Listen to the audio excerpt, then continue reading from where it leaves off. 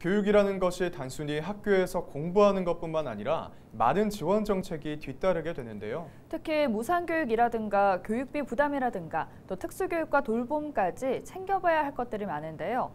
박훈수 기자가 강은희 대구 교육감을 만나 교육 지원 정책의 확대 계획에 대해 들어봤습니다. 교육감님 안녕하십니까? 안녕하세요. 네, 반갑습니다. 이번 시간에는 우리 교육 복지 정책들을 좀 짚어볼 텐데요. 그 최일선이라고 할 수 있는 유아교육진흥원에 나와 있습니다. 간단하게 좀 소개를 해주실까요? 대구 유아교육진흥원은 2008년에 설립이 되어서요. 놀면서 배우는 곳이라고 생각하면 되겠습니다. 네.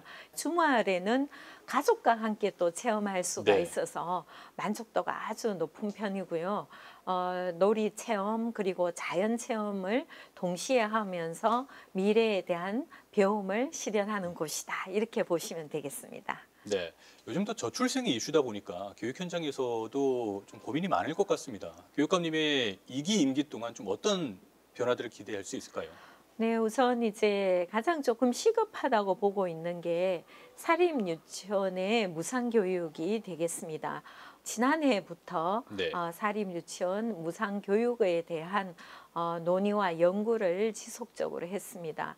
그래서 어느 정도 결과가 도출이 되어서 내년부터 만 5세에 해당하는 유아들에게 사립에도 무상교육을 실현할 수 있지 않을까 기대하고 있습니다. 그렇게 해서 예산 사정이 허락하는 대로 만 4세, 3세까지 단계적으로 확대 시행하게 되면 저출생에 대한 학부모의 부담은 획기적으로 줄어들 것으로 기대하고 있습니다. 네, 그런 부담을 덜어주기 위한 방안 중에 하나로 또 교육활동비도 지원이 되고 있고 이 외에도 다양한 지원 정책들이 좀 추진되고 있을 텐데요.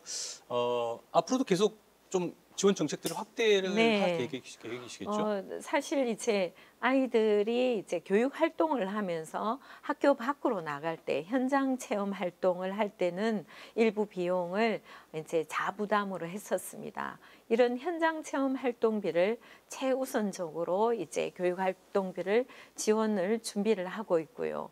그리고 저소득층이 아무래도 교육에 대한 부담이 많기 때문에 저소득층을 우선 대상으로 해서 졸업 앨범비, 수학여행비 그리고 여러 가지 부가적으로 비용이 발생하는 부분에 네. 대해서 우선적으로 지원을 하게 되면 모든 부담이 완전 해소가 되지 않을까. 이렇게 되면 교육에 대한 부담은 거의 없어질 거라고 기대하고 있습니다. 지난해 처음으로 예비 특수교사들이 일선학교에 추가 배치가 됐습니다. 이런 정책들이 우리 장애 학생들의 배움이나 성장을 또 크게 지원할 수 있을 텐데 이런 특수교육 대상 학생들에 대한 지원 계획들 또 앞으로 더 확대가 될 것 같은데 어떻습니까? 네, 원래도 장애 학생들을 위한 지급계 전문 학교인 이룸고등학교가 개교가 되었고요. 네.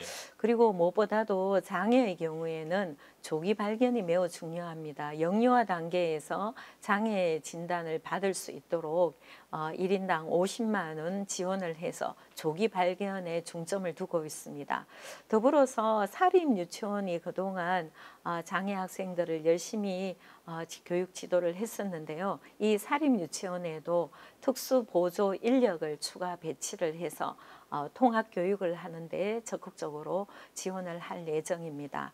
지금은 학기 중입니다만은 방학 중에 우리 저소득층 아이들의 이제 식사 또 생활 이런 부분도 결국에는 교육행정이 또 챙겨야 할 부분일 것 같습니다. 또 이게 또 교육청만이 해결할 수 있는 문제는 아니고 지역사회와 같이 가야 될 부분일 텐데 이런 부분에 대한 협업은 어떻게 좀 진행될까요?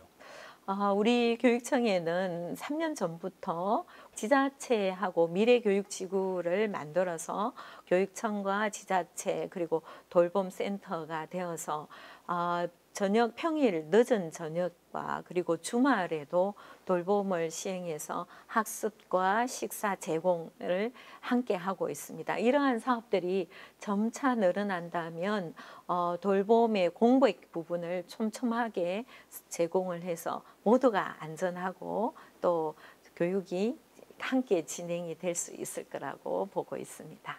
네, 전국적으로도 그렇겠지만 대구 안에서도 학력 격차, 교육 수준의 격차는 분명히 존재할 겁니다. 이런 부분을 줄이는 것이 또 교육청이 할 일이 아닐까 싶은데 어떤 정책들을 좀 추진할 계획이십니까? 지역별로 소득이나 이런 다양한 원인이 있어서 네. 결과적으로 격차가 발생하고 있는 상황입니다. 이를 해소하기 위해서 조금 부족한 쪽은 우리 공교육이 제공해 주는 부분을 더 강력하게 제공하는 게 필요할 것 같습니다.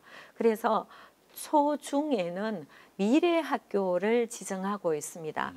작년 올해부터 수업을 더 적극적으로 하는, 그래서 모든 교육은 교실 수업을 개선함으로 해서 교육력을 높여주는 쪽으로 진행하고 있습니다. 이렇게 된다면 미래 학교가 앞장서서 거점 역할을 하면서 지역의 교육이 상대적으로 부족한 쪽에 상당히 교육 제공이 두터워질 것으로 기대를 하고 있습니다. 네, 알겠습니다. 오늘 말씀 고맙습니다. 네, 감사합니다.